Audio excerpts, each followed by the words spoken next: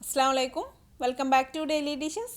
ഇന്ന് ഞാൻ നല്ലൊരു ചിക്കൻ ബിരിയാണിയാണ് തയ്യാറാക്കുന്നത്. നല്ല പൊരിച്ച ചിക്കൻ വെച്ചുള്ള ഒരു ചിക്കൻ ബിരിയാണി. ബിരിയാണി ഉണ്ടാക്കാൻ അറിയാത്തവർക്കൊക്കെ ഈസി ആയിട്ട് തയ്യാറാക്കിയെടുക്കാൻ പറ്റിയൊരു സിമ്പിൾ ചിക്കൻ ബിരിയാണി. അപ്പോൾ നമുക്കിത് എങ്ങനെയാണ് തയ്യാറാക്കിയെടുക്കുന്നത് നോക്കാം.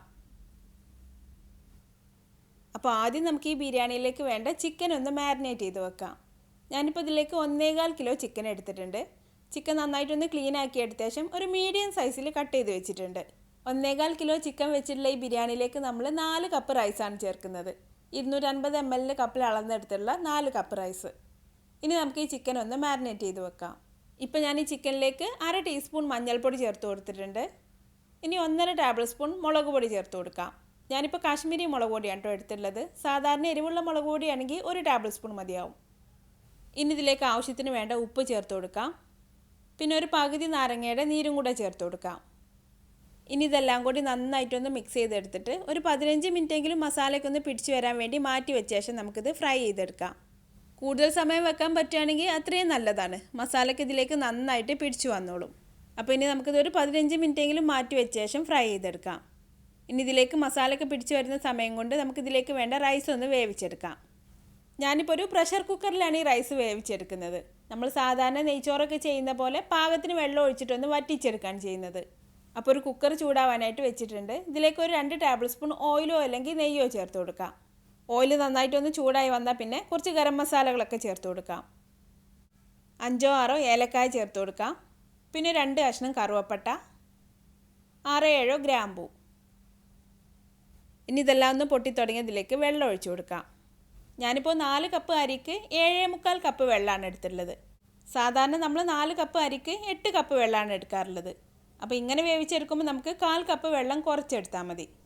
പിന്നെ നമ്മൾ അരി അളന്നെടുത്തിട്ടുള്ളത് ഏത് കപ്പിലാണോ ആ ഒരു അളവിലുള്ള കപ്പിൽ തന്നെ വെള്ളം അളന്നെടുക്കണം.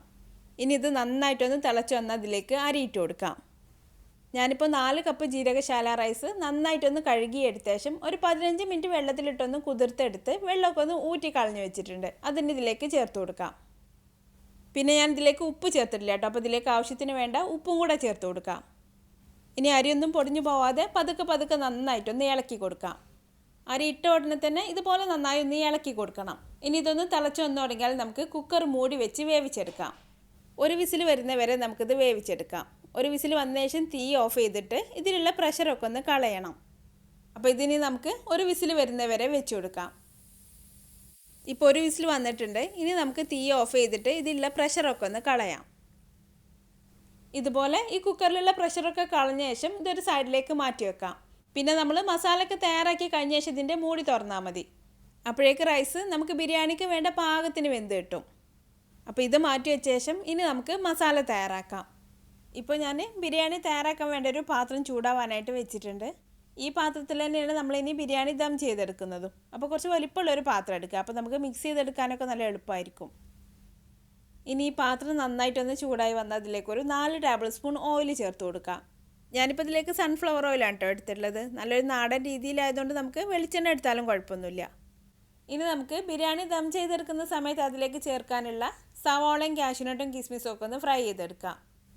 അപ്പോൾ ഇതുപോലെ ആദ്യം തന്നെ ഇതൊന്ന് ഫ്രൈ ചെയ്ത് വെക്കുകയാണെങ്കിൽ നമുക്ക് ബിരിയാണിക്ക് വേണ്ട മസാല ഈ ഓയിലിൽ തന്നെ തയ്യാറാക്കിയെടുക്കാം. അപ്പോൾ ഞാനൊരു മീഡിയം സൈസുള്ള സവാള ഈ ഓയിലിലേക്ക് ഇട്ട് കൊടുത്തിട്ടൊന്ന് ഫ്രൈ ചെയ്തെടുക്കുന്നുണ്ട്. നല്ലൊരു ഗോൾഡൻ കളറാവുന്നവരെ നമുക്കിത് ഫ്രൈ ചെയ്തെടുക്കാം. ഇപ്പോൾ സവാളയൊക്കെ നല്ലൊരു ഗോൾഡൻ കളറായി വന്നിട്ടുണ്ട്.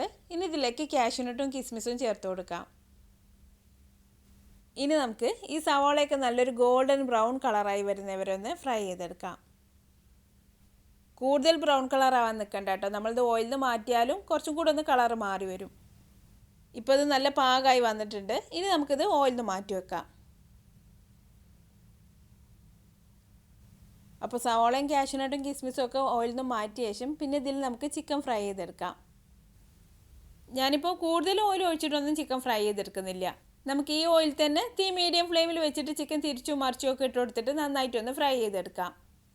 ചിക്കൻ ഈ ഓയിലിലേക്ക് ഇട്ട് കൊടുത്തിട്ട് നന്നായിട്ടൊന്ന് ചൂടായി വരുന്നവരെ ഹൈ ഫ്ലെയിമിൽ വെച്ച് കൊടുക്കാം. അതിനുശേഷം മീഡിയം ഫ്ലെയിമിൽ വെച്ചിട്ട് നമുക്കിതുപോലെ തിരിച്ചും മറിച്ചും ഒക്കെ ഇട്ട് കൊടുത്തിട്ട് നന്നായിട്ടൊന്ന് ഫ്രൈ ചെയ്തെടുക്കാം. ഇപ്പോൾ ഈ ചിക്കനൊക്കെ നന്നായിട്ട് ഫ്രൈ ആയി വന്നിട്ടുണ്ട്. ഇനി നമുക്കിത് ഓയിലിൽ നിന്ന് മാറ്റി വെക്കാം. ചിക്കനൊക്കെ ഈ ഓയിലിൽ നിന്ന് മാറ്റിയ ശേഷം പിന്നെ ഈ ഓയിലിലേക്ക് ഒരു 2 ടേബിൾ സ്പൂൺ നെയ്യ് ചേർത്ത് കൊടുക്കാം. നെയ്യൊക്കെ നന്നായിട്ട് ചൂടായി വന്നാൽ സവോള ചേർത്ത് കൊടുക്കാം. ഞാനിപ്പോൾ ഇതിലേക്ക് 5 വലിയ സവോള എടുത്തിട്ടുണ്ട്. 5 വലിയ സവോള എടുത്തിട്ടുണ്ടെങ്കിൽ അത്യാവശ്യം നല്ല മസാല ഉണ്ടാവും. അപ്പോൾ അധികം മസാല ഇഷ്ടമില്ലാത്തവരാണെങ്കിൽ 4 സവോള എടുത്താൽ മതി. ഇനി നമുക്ക് ഈ സവോള നന്നായിട്ടൊന്ന് വഴറ്റിയെടുക്കണം. നന്നായിട്ട് വഴന്ന് നല്ലൊരു കുഴഞ്ഞ പരുവത്തിലായി കിട്ടണം. അപ്പോൾ ഈ സവോള പെട്ടെന്നൊന്ന് വഴന്ന് കിട്ടാൻ വേണ്ടി ഞാൻ ഇതിലേക്ക് കുറച്ച് ഉപ്പും കൂടെ ചേർത്ത് കൊടുക്കുന്നുണ്ട്. ഇനി നമുക്ക് ഈ സവോള നന്നായിട്ടൊന്ന് വഴറ്റിയെടുക്കാം.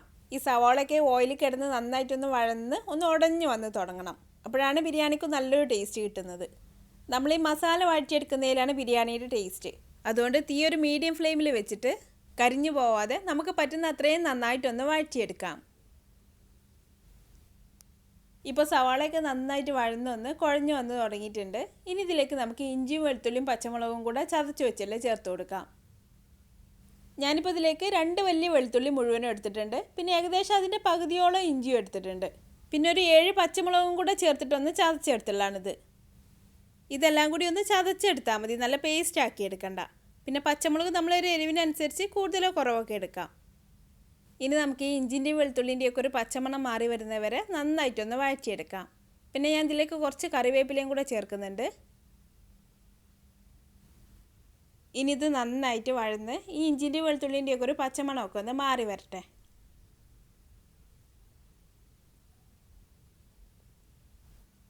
ഇപ്പോൾ ഇഞ്ചിയും വെളുത്തുള്ളിയൊക്കെ നന്നായിട്ട് വഴന്ന് വന്നിട്ടുണ്ട്. ഇനി ഇതിലേക്ക് കുറച്ച് മഞ്ഞൾപ്പൊടി ചേർത്ത് കൊടുക്കാം. ഒരു 2 നുള്ളു മഞ്ഞൾപ്പൊടി മതി. നമ്മൾ ഈ ചിക്കൻ ഫ്രൈ ചെയ്തെടുത്തുള്ള ഓയിൽ തന്നെ മസാല തയ്യാറാക്കി എടുത്തുകൊണ്ട് മസാലക്കൊക്കെ നല്ല കളറുണ്ട്. അപ്പോൾ ബിരിയാണിക്ക് നല്ലൊരു മഞ്ഞ കളർ വേണമെങ്കിൽ മാത്രം മഞ്ഞൾപ്പൊടി ചേർത്ത് കൊടുത്താൽ മതി, അല്ലെങ്കിൽ മഞ്ഞൾപ്പൊടി ചേർക്കണമെന്നില്ല. പിന്നെ ഒരു ടീസ്പൂൺ ഗരം മസാലയും കൂടെ ചേർത്തിട്ടുണ്ട്. ഇനി ഈ മസാലപ്പൊടികളൊക്കെ ഒന്ന് മൂത്ത് വരുന്നവരെ ഒന്നും കൂടി വഴറ്റിയെടുക്കാം. മസാലപ്പൊടികളൊക്കെ ഒന്ന് മൂത്ത് വന്നു തുടങ്ങിയാൽ പിന്നെ ഇതിലേക്ക് നമുക്ക് തക്കാളി ചേർത്ത് കൊടുക്കാം. ഞാനിപ്പോൾ ഇതിലേക്കൊരു 3 തക്കാളി ചേർത്ത് കൊടുക്കുന്നുണ്ട്. ഈ തക്കാളിയൊക്കെ ഈ മസാലയിലിട്ട് കുറച്ച് സമയം ഒന്ന് വഴറ്റിയെടുക്കാം. കുറച്ച് സമയം ഒന്ന് വഴറ്റിയെടുത്ത ശേഷം പിന്നെ ഈ തക്കാളിയൊക്കെ നന്നായിട്ടൊന്ന് വെന്തുടഞ്ഞ് വരാൻ വേണ്ടി ഇതൊന്ന് മൂടി വെച്ച് വേവിച്ചെടുക്കാം. അപ്പോൾ തീ നന്നായിട്ട് കുറച്ച് വെച്ചിട്ട് തക്കാളിയൊക്കെ നന്നായിട്ട് വെന്തുടഞ്ഞ് വരുന്നവരെ ഒന്ന് വേവിച്ചെടുക്കാം. ഇപ്പോൾ തക്കാളിയൊക്കെ നന്നായിട്ട് വെന്തുടഞ്ഞ് വന്നിട്ടുണ്ട്. ഇനി ഇത് നന്നായിട്ടൊന്ന് മിക്സ് ചെയ്ത് കൊടുത്ത ശേഷം പിന്നെ ഇതിലേക്കൊരു 3 ടേബിൾ സ്പൂൺ തൈര് ചേർത്ത് കൊടുക്കാം.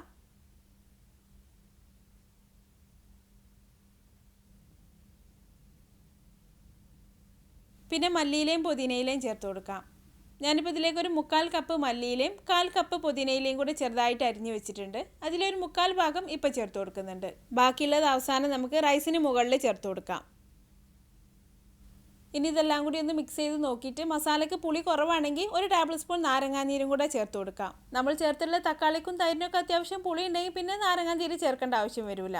ഞാനിപ്പോൾ ഇതിൽ നാരങ്ങാനീര് ചേർത്തിട്ടില്ലേ, ഈ മസാലയിൽ ചെറുതായിട്ടൊരു പുളിയുണ്ട്. പിന്നെ ടേസ്റ്റ് ചെയ്ത് നോക്കിയിട്ട് ഗരം മസാലയുടെ ടേസ്റ്റൊക്കെ കുറവുണ്ടെങ്കിൽ അതും കുറച്ചും കൂടെ ചേർത്ത് കൊടുക്കാം.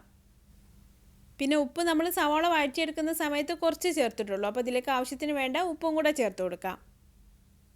ഇനി ഇതെല്ലാം കൂടി നന്നായിട്ടൊന്ന് മിക്സ് ചെയ്ത് കൊടുത്ത ശേഷം പിന്നെ ഇതിലേക്ക് നമ്മൾ ഫ്രൈ ചെയ്ത് വെച്ചില്ല ചിക്കൻ ചേർത്ത് കൊടുക്കാം.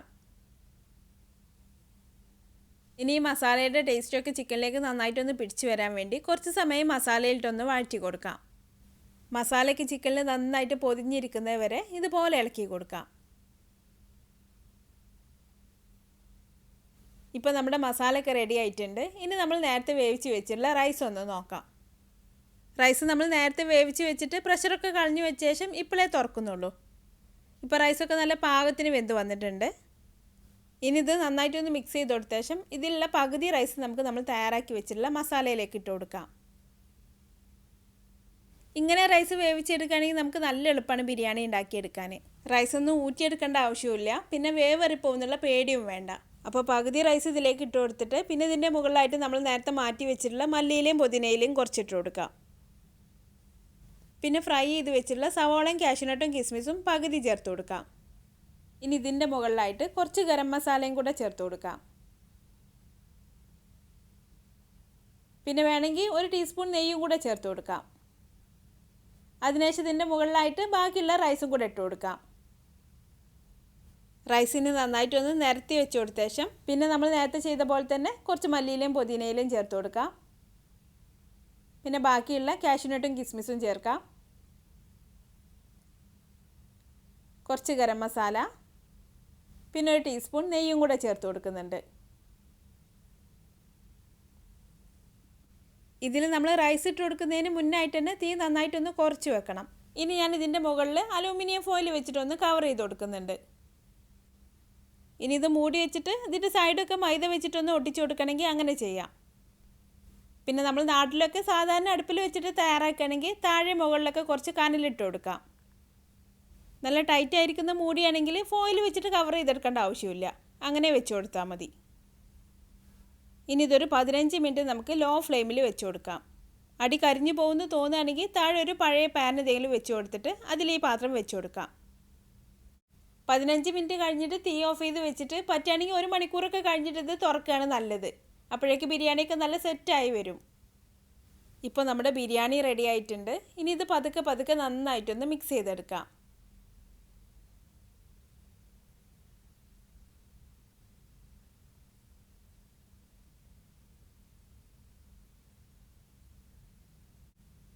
ഇപ്പോൾ ബിരിയാണിയൊക്കെ നന്നായിട്ട് മിക്സ് ചെയ്തെടുത്തിട്ടുണ്ട്. ഇതിപ്പോൾ വലിയൊരു പാത്രത്തിലായതുകൊണ്ട് നമുക്ക് മിക്സ് ചെയ്തെടുക്കാനൊക്കെ നല്ല എളുപ്പമാണ്. അപ്പോൾ കുറച്ച് ചെറിയ പാത്രത്തിലാണെങ്കിൽ മസാലയും റൈസും 2 ലെയറായിട്ട് ഇട്ട് കൊടുത്തിട്ട് ദം ചെയ്തെടുത്താൽ മതി. പാത്രത്തിൻ്റെ താഴെ പകുതി മസാല, പിന്നെ അതിൻ്റെ മുകളിൽ പകുതി റൈസ്, വീണ്ടും ബാക്കിയുള്ള മസാല, പിന്നെ ബാക്കിയുള്ള റൈസ്. അങ്ങനെ ആകുമ്പോൾ നമുക്ക് മിക്സ് ചെയ്തെടുക്കാനൊക്കെ എളുപ്പമാണ്. അതിൻ്റെ ഇടയിലൊക്കെ മല്ലിയിലയും പുതിനയിലയും പിന്നെ നമ്മൾ ഫ്രൈ ചെയ്ത് വെച്ചിട്ടുള്ള ഐറ്റംസും ഗരം മസാലയൊക്കെ ചേർത്ത് കൊടുത്താൽ മതി. ഇപ്പോൾ നമ്മുടെ ബിരിയാണി റെഡി ആയിട്ടുണ്ട്. അപ്പോൾ നല്ല ഈസി ആയിട്ട് എല്ലാവർക്കും തയ്യാറാക്കി എടുക്കാൻ പറ്റിയ ഈ ബിരിയാണി നിങ്ങളൊന്ന് തയ്യാറാക്കി നോക്കിയിട്ട് അഭിപ്രായം എന്നെ കമൻറ്റിലൂടെ അറിയിക്കാൻ മറക്കരുത്. നിങ്ങൾക്ക് എൻ്റെ വീഡിയോ ഇഷ്ടമായാൽ ലൈക്ക് ചെയ്യാനും ഷെയർ ചെയ്യാനും കമൻറ്റ് ചെയ്യാനൊന്നും മറക്കരുത്. അപ്പോൾ അടുത്ത നല്ല റെസിപ്പി ആയിട്ട് വീണ്ടും കാണാം. Thanks for watching this video.